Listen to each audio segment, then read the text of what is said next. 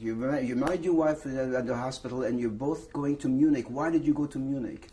Well, there was a place to live, actually, because we lived in a DP camp, and it was actually just about the same thing like we were in a camp. We thought it's going to be a time to get some place to live and go to the United States. Were you working when you were in DP camp? In DP camp, no. There was no work for you to do. So we got to the Munich. We went to the Jewish Community Center, and I actually applied for a job over there, and I got a job, and they call it a rehabilitation committee. That was a job that was supposed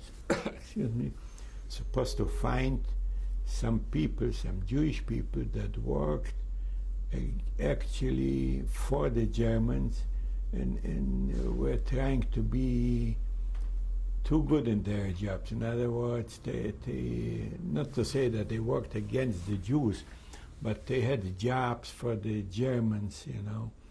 And a lot of people that used to be prisoners and the Häftling, people like us, always thought that they were privileged and they just worked to save their lives, and they were against us.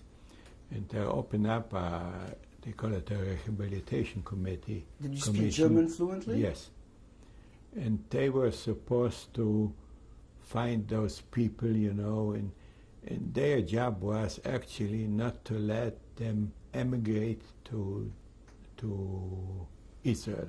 That was your job? Yes. That's what you were doing? I was working. Well, we had 2 lawyers, Jewish lawyers from camps. Your job was to have Jewish people immigrate to Israel? Not to let them immigrate, because we figured that they were, oh, how do you say this? They were working against us in the camps or in the ghettos. They were like Jewish policemen. We didn't believe them. We thought that they were working against us. In other words, you were sorting people who were good people or people who were bad people.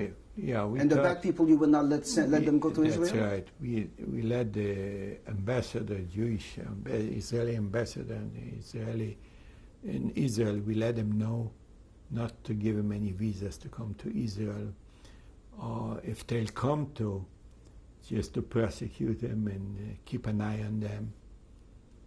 As a matter of fact, I got some papers in Bloomfield about it. You live in Bloomfield? No. I lived in München. Where? In Munich. That was in Munich. Yeah, I know, but you say you have the papers in Bloomfield, which you live now. Which I live now. Bloomfield is in Michigan. Michigan, from Germany, from the Rehabilitation Commission. Now, how long did you stay in Munich doing this work? In Munich, I stayed till 49, from 46 till 49. Did you have any children there? My son was born in Munich in 46. Son is that? Sammy. He was born in December the 18th in Munich, in the University Hospital in München. Which means he's a German citizen? I don't know if he's a German. He's a United States. He was a German citizen, yes, but he's now a United States citizen. So I don't know if he can claim a double citizenship. I don't know. Did you try to find out what happened to your family once you were liberated, like your mother and sister and your father? To be very honest with you, I didn't try, because we knew it for sure that they're not alive. There was no thing to try. Plus, if I would have to go to Lemberg, to Lvov, I would have to go to Russia. And I sure didn't have any... You didn't want to go back to Poland? I didn't want to go back to Russia to see this. So. How did you wind up to come to the United States? We got some... my wife's got a cousin in Detroit, and he sent us some papers. So we proceeded this and came here to Detroit. August the 14th, 1949, we arrived to Detroit. Oh, you went directly to Detroit from Munich? From Munich, we came directly to Detroit. And what happened then? Did you find jobs right away? The 16th of August, 2 days after I came here, I got already a job, and I worked. Doing what? I worked in a cleaning place, doing everything. And after this, I worked at Kern's department store, which was now, they went out of business, one of the biggest department stores in Detroit. And what were you doing there? I worked there in a tailor shop there too. And then I worked in a tailor shop? Yes. Then I worked at Hughes and Hatches in Detroit. That was a clothing store which had about, all over the United States lately, 80 stores. And I used to run there a tailor shop which had 30 stores in Detroit. And I used to work there for 25 years. There were Jewish people. As a tailor? There. No, a manager of a tailor shop. Manager of a tailor shop. We had about 150 people working there. But there were 2 Jewish people, 2 brothers, very fine people. And they ran the business. They liked me very much. I worked there for 25 years. And they went out of business. And then I worked for another clothing factory, not factory, a big department store, one of the best stores in the United States. And I worked there for 12 years until I retired. What about do you have any other children? I have 2 more children. One is a doctor. He What's is his name? born, Michael. Michael was born in '52, and one is Freddie Weiss. He's a planner for the Ford Motor Company. He's a planner? Planner. He works in the planning. He plans their factories and for the Ford Motor Company? For the Ford Motor Company. Do they have children? Are they married? They're both married. They're all 3 married. The one was born in Germany. He has 2 boys, a boy and a girl, 9 years old and 10 years old. The one is planning for Ford is one girl, Emily, 16 years, not 16, 15 years old. And the one is a doctor in Troy, in Michigan. He's got 5, 4, and 2. What made you want to come to live in Laguna Hills in California? Well, my daughter-in-law's parents live in here, and they were telling me such nice things about it.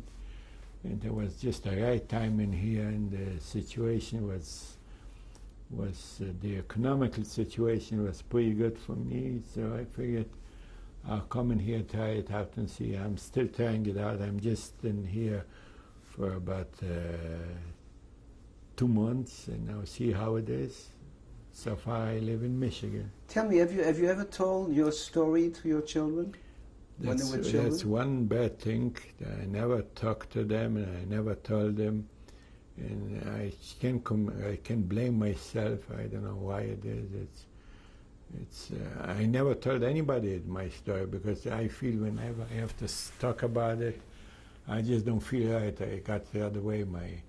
My little sister in front of me, my other sister, my parents, and I had about at least 30 cousins, at least. And I had two cousins. One was a very famous university student, in Lvov, and another one was a doctor in Lvov. And I always get them, and when I see them, I don't feel like talking about it. So why did you want to leave your testimony now? I got a little bit convinced that we are all dying out. I think that people like me, there are not too many left. We all die out, and nobody's gonna know. My wife works for the Holocaust Museum in West Bloomfield, and they keep on telling her and reminding her, and she works as a speaker there too, and she tries to convince me too, we got one logo and everything says Zahor, remember, and tell everybody, don't forget. Do you think it could happen again? I can believe it. I don't want to believe it. I think we live in a pretty good country, and I don't think our country would let it have it. Maybe it could happen in Europe again, but not in the United States. Is there anything else you want to add that you haven't said? There's a lot of things to be said, but right now I don't know what more to say. I'll be leaving room for somebody else to add different things. I think your wife's going to join you right now, and then we'll show some of the photos. Thank you for leaving your testimony. Thank you very much. William, can you introduce this lady who's sitting next to you, this lovely lady? Tell me who she is. This lady sitting next to me is my wife, Regina, for the last 50 years, which we will be next year. And she's also a survivor of the Holocaust, and she spent quite a few years in camp. And if you have any questions, just ask her. I'm going to ask her something. I'm going to ask her, how do you feel that your husband finally wanted to give his testimony? I feel very good about it, and I'm really thank him for doing it, and thank the Shoah Foundation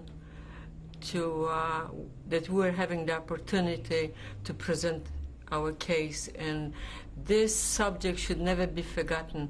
Everybody should remember, like I remember, day and night. I'm waking up with it, and I'm going to sleep with it, because it never goes out from my head thinking. And I want to thank my lovely husband for all the good years what he gave me, and we really brought up a nice family, and we thank God, you know, that we're still alive and that's still healthy, but not 100%, 75 is okay too. Well, and I want to thank my children for all the good thing what they brought for us, and my grandchildren too. very good. Thank you very much. Thank you both. Thank you. Hi, this is the picture of myself, William Weiss, and my wife, Regina Weiss, made at our wedding on March the 13th in 1946 in München, Germany.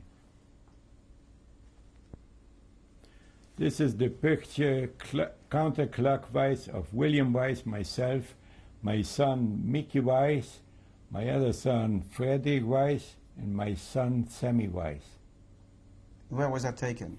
This was taken in this year at the home, 1995. 1995, at the home of my son, Mickey Weiss, Where? in Troy, Michigan. Detroit, Michigan. Troy, Troy, Michigan. T-R-O-Y. This is the picture from right to left of my granddaughter, Emily, She's the one who's standing. the one is standing, and my wife, Regina. Sitting down from right to left is my granddaughter, Amy, my grandson, Benjamin, myself, William, holding my grandson, Ethan, my granddaughter, Megan, and my granddaughter, Ashley. And they're all Weiss? They're all Weiss, all the children of my three sons. And where was that taken? This was taken at the home of my son Freddie in West Bloomfield In what year? in 1995.